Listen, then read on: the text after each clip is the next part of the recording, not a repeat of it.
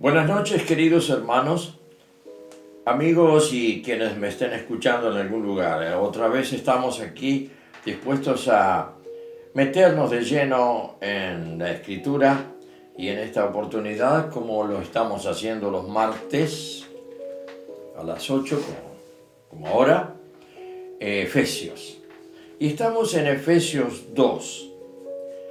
El título de Efesios 2, Salvos por gracia, está tratando este tema el apóstol Pablo y lo que es la gracia, en donde la gracia total no nos da intervención en absoluto a la obra que estamos haciendo, que estamos llevando adelante, porque la obra no la hacemos nosotros, es el Espíritu Santo que está en nosotros trabajando día y noche. No se detiene ni aun cuando soñamos o cuando estamos durmiendo, perdón.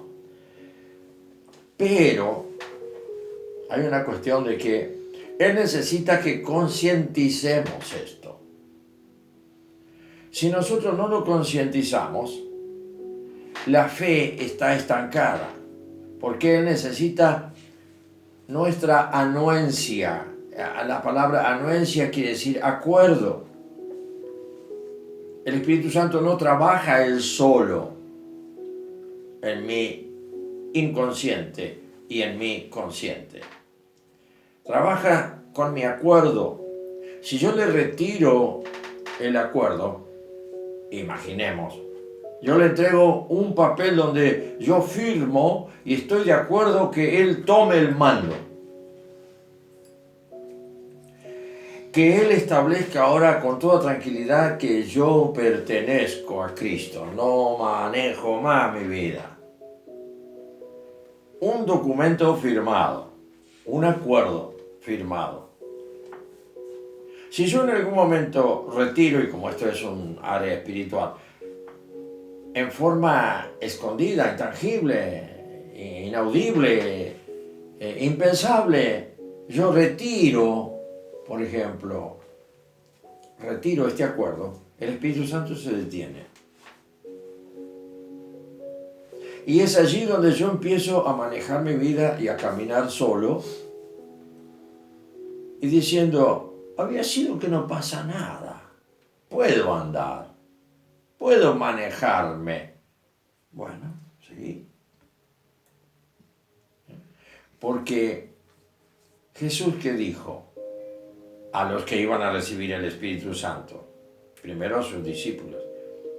Nada, fíjese, nada podrán hacer sin mí. ¿Se lo dice al mundano? ¿Se lo dice a los hijos de Satanás? No, se los dice, eso lo dice a los suyos. Entonces, los suyos, ¿quiénes somos? Suyos. Palabra que si la repetimos 3 o 4 veces seguidas ni sabemos qué significa. Suyos, suyos, suyos, suyos, suyos. Suyos. ¿Qué es eso? Es un adverbio del idioma, un adjetivo del idioma. Pero implica un sentido real en donde yo puedo decir, yo pertenezco a Él, porque el suyo significa pertenencia, como lo mío me pertenece. Así que Él se lo dijo para los que son suyos, o sea, para los que pertenecen a Él. En cuanto yo rompo ese acuerdo, Dios no lo rompe nunca el acuerdo. Ese es el tema. Porque Él nos arrancó del mundo para Él. ¿Bien? ¿Qué sigue después de esto? Que Él va a actuar como propiedad suya. Nosotros, propiedad suya. Y Él va a actuar en ese acuerdo. Supongamos esto, que nosotros nos desviamos y nos empieza a gustar todos los deleites del camino ancho. Y despacito es como que un poquitito, ¿no? A ver, déjamelo probar. Y probamos. Y te dicen del otro lado, los del camino ancho, sí, esta hierba es medicinal. Si vos comes esto, te va a hacer bien al estómago, te va a hacer bien. Ah, sí, nunca me había enterado. A ver, dame un poquito. Un tecito de esa hierba medicinal que predica el diablo. Resulta ser que eso produce una especie de satisfacción inmediata, pero luego se transforma dentro en un sabor amargo. Ese es el problema. Nosotros siempre corremos por lo inmediato. Primero siempre está lo dulce y después viene. Mirá que atrás de esto hay un problemita no resuelto. No importa, no debe ser para tanto. Tampoco hay que ser fanático. Entonces comienzo yo a presentar para mí mismo una especie de disminución del valor del acuerdo. Y la disminución del valor del acuerdo, ¿sabe cuándo se da? Cuando yo minimizo la consecuencia de romper el acuerdo. El acuerdo de parte de Dios sigue igual. O sea que si no te sujetas a lo que vos mismo has prometido, Él baja su línea. ¿Por qué? Porque eso no corresponde a su esencia misma de ser Dios. Yo soy hijo de Dios y por lo tanto, miren, el hijo de Dios, el que ha nacido de Dios, no practica el pecado. Y apenas yo me desvío, ya estoy en el camino de ancho del pecado. En donde, ¿cómo uno puede saber cuando ha entrado en una línea de pecado? ¿Cómo puedo concientizar yo la carga del pecado en mí? ¿Cómo puedo yo aceptar que mi condenación es real? A mí me enseñaron cuando era pequeño. Si vos llegás a creer que el matar una mosca es un pecado, vos matás una mosca y cometés un pecado. Porque carga tu conciencia. ¿Por qué? Por lo que habías creído. Te lo hicieron creer. Después cuando maduraste, discerniste que matar una mosca no tiene nada que ver con mi conciencia, ¿no? Pero puedo hacer una liaison, una conexión. La mosca es un animal que tiene vida, ¿no? La planta tiene vida. Entonces, ¿por qué yo destruyo una planta y no pago ninguna causa? No tengo carga en mi conciencia. Mato un animal y no tengo carga en mi conciencia. Me pueden meter preso por hereje, por la ley X, pero no carga mi conciencia. Pero si mato a un ser humano, tampoco carga mi conciencia. Eso es lo que hacen los que matan a la gente. No les carga la conciencia, porque para ellos es lo mismo que matar un perro. ¿Se dan cuenta ustedes dónde está el juego de nuestra promesa delante de Dios? Que la tenemos que tener siempre presente porque nosotros nos comprometimos, no porque nosotros vimos el futuro, sino porque mi futuro está entregado a que sea como Él quiere y no como yo quiero. Es lo peor que hay. El mundo vive clamando por la libertad. Todos queremos ser libres. Y de pronto los creyentes, creyentazos y creyentitos le entregamos la vida a Jesús de Nazaret para que Él maneje nuestro destino. Hemos creído en Jesús y ahora somos hijos de Dios, pero nunca podremos hacer lo que nosotros queremos. Renunciamos a ser dioses como en Génesis. Mejor era Génesis.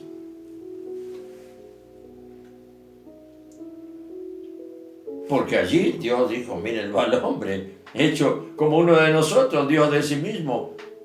Y ahora yo, ¿qué pasó conmigo? soy un tontito. Eso es lo que dice el mundo. Los cristianos, Cristo.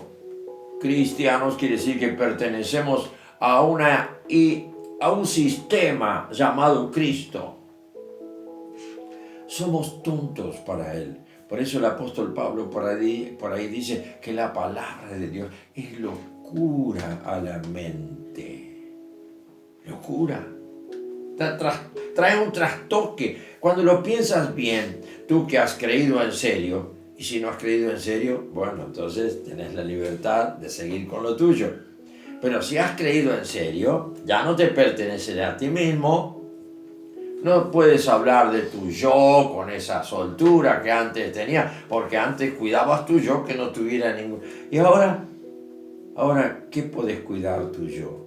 Si ahora sabes que sos un pecador y que, como dice la Escritura, te está sujetando a la fe. Todo aquello que en mí no proviene de la fe en el Señor, de la confianza en Él, de todo lo que hemos no pactado, sino arreglado. Él lo logró de mi boca y de mi corazón. Y yo ahora, esa especie de compromiso, no lo veo más. ¿Qué pasó?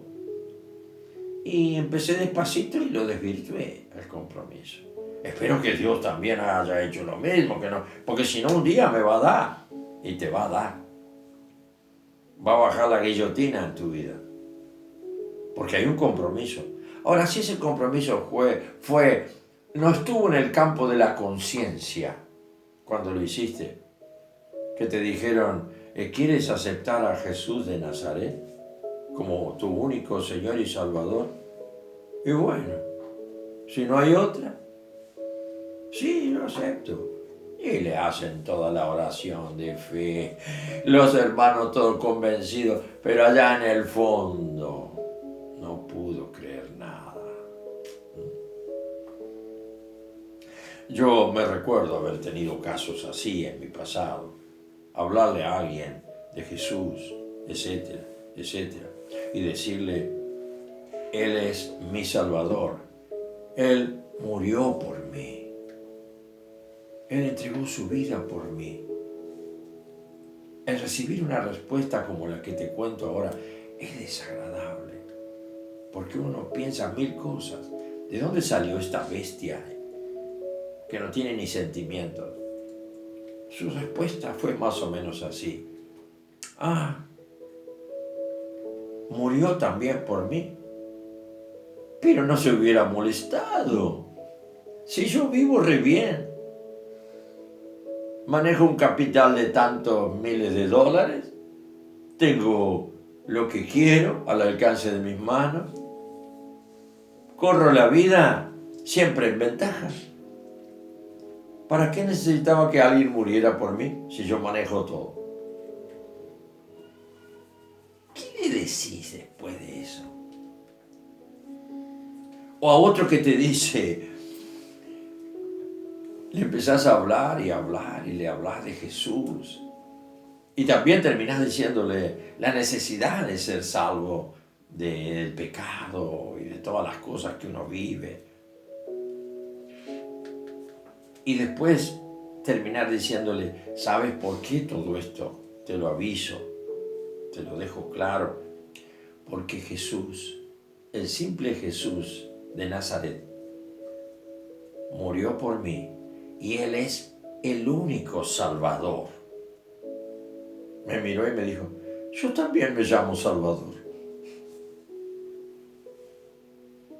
No entró nada. Todo esto hace que seamos conspicuos. ¿Sabe qué significa eso? Delicados. Que nuestros sentimientos sean refinados, pulidos, para acercarnos a esta tremenda revelación de que Él a mí, con su sangre derramada injustamente, pagó lo que yo tenía que derramar justamente por mi pecado. Pero eso no lo puedo entender. Y el hombre natural o el hombre animal no lo puede entender. Por eso es que rechaza todo eso. ¿Por qué? Porque no sé si animarme a decirlo, pero aparentemente no está bajo la gracia para ser salvo.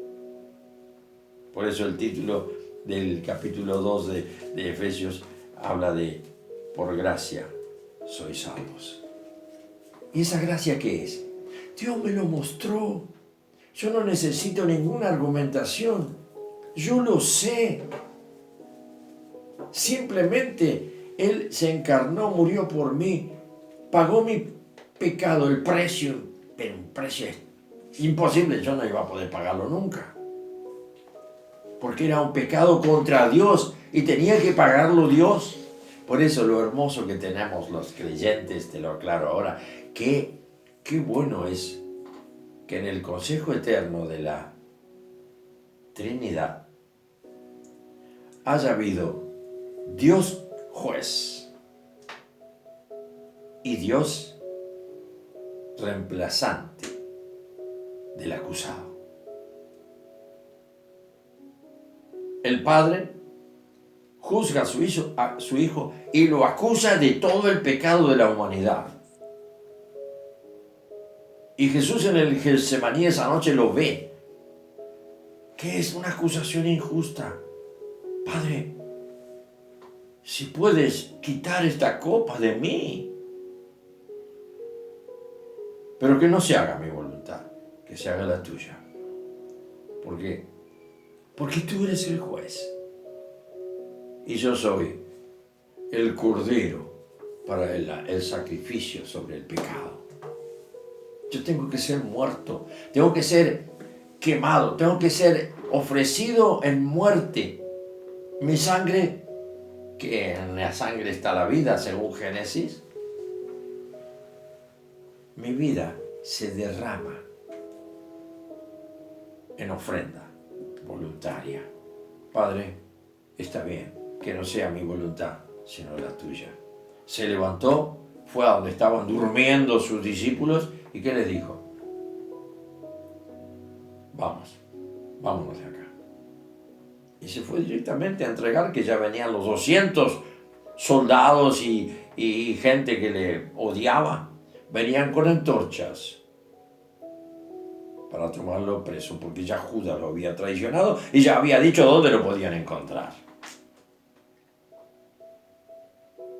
Y él sentía que no tenía nada que ver con esto.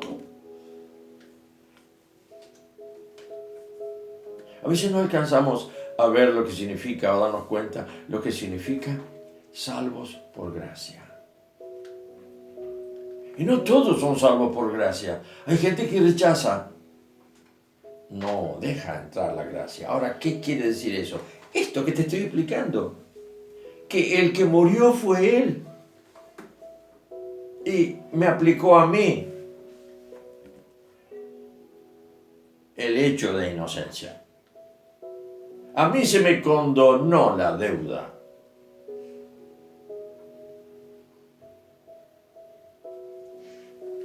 La pagó Él.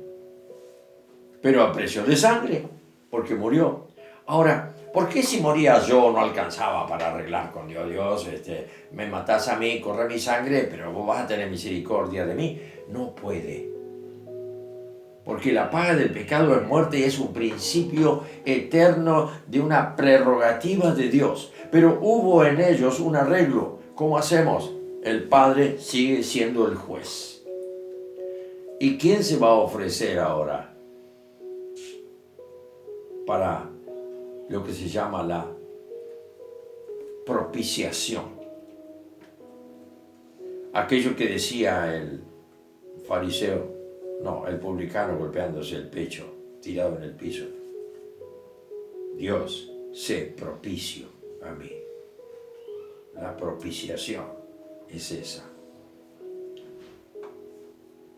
Que Dios extienda su mano y diga, levántate, estás perdonado. ¿Y cómo? Si yo sé de mi pecado. No, pero Él pagó ya por vos. te cambia la vida, te entra un gozo, y eso es lo que se experimenta cuando arrepentido confesas tu pecado y crees en Jesús por primera vez. Una experiencia sublime, y tus sentimientos o tus afectos quedan totalmente cambiados, porque ahora no hay amor más grande que ese, ni madre ni padre, nada.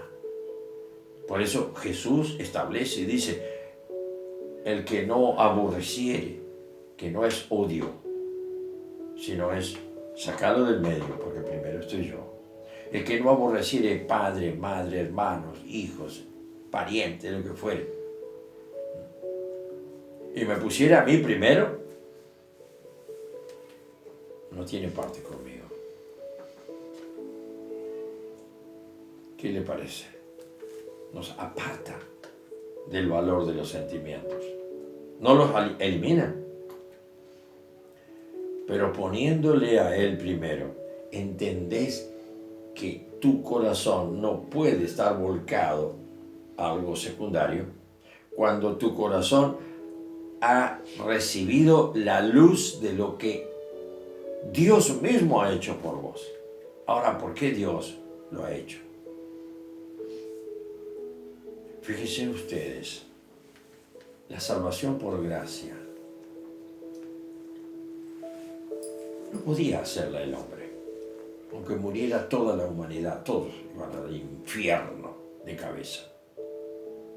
Porque la culpa, ¿no?, y el derecho de justicia,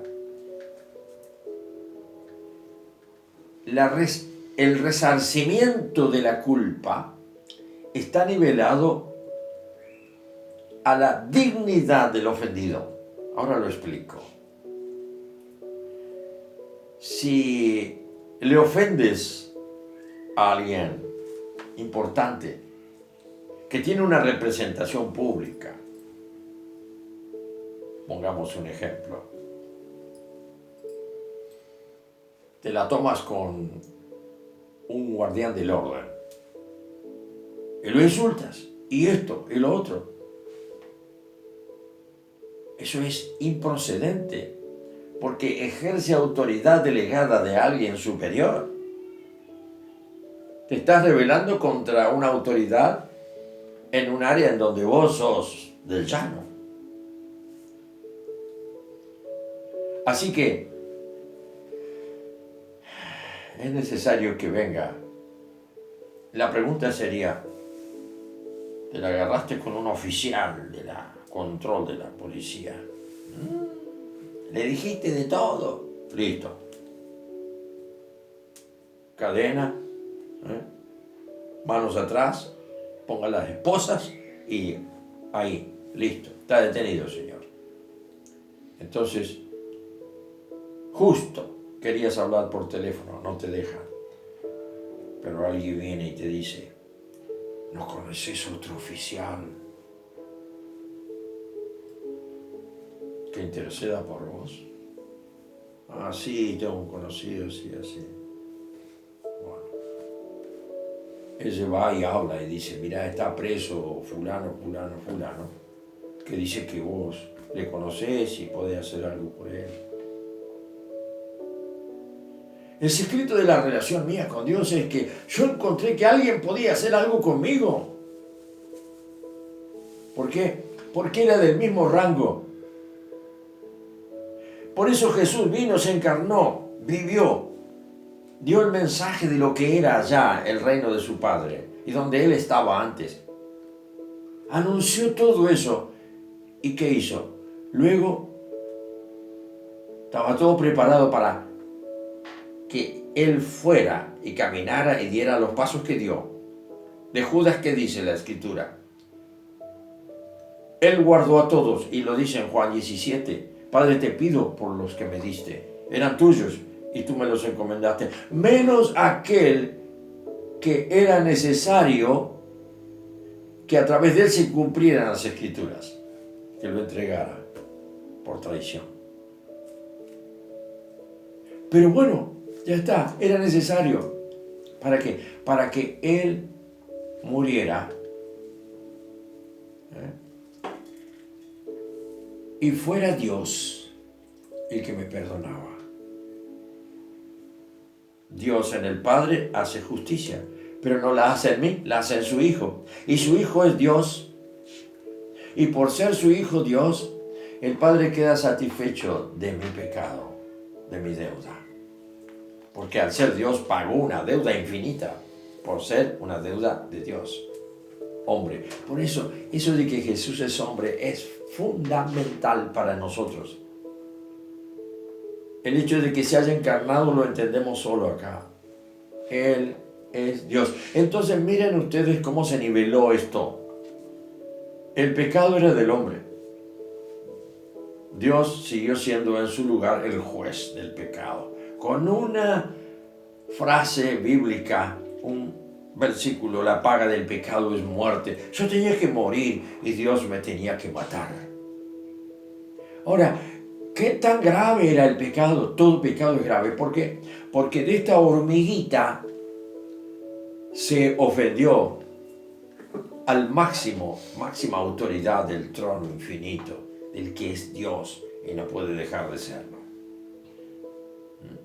Así que fíjense ustedes ahora cómo tenía que Dios envía a su Hijo, dice yo voy, por eso sufrió Jesús, lo entendió Jesús, estuvo en la tierra, pero se metió a este nivel de ser humano. Y murió como ser humano, porque lo era. Y como ser humano pagó la deuda, porque cuando Él muere, Él sube y se nivela con el Padre. Padre, devuélveme la gloria que tuve contigo antes de los siglos. Se nivela con el Padre lo abraza y le dice: ahora me traes a todos los escogidos, porque todos los que crean en ti, que yo te mandé, que vos quisiste ir y que moriste en la cruz, todos van a ser de un mismo lado, estarán con nosotros por la eternidad. ¡Qué maravilla que te di esta noche! Quizá no pude tomar el versículo 6, pero me salí para otro lado, porque es fundamental para que empecemos a entender a Dios desde este punto de vista y desde esta realidad. Ponerle entonces una pila nueva a tu entendimiento para que marque una hora diferente en tu vida. Que el Señor te bendiga.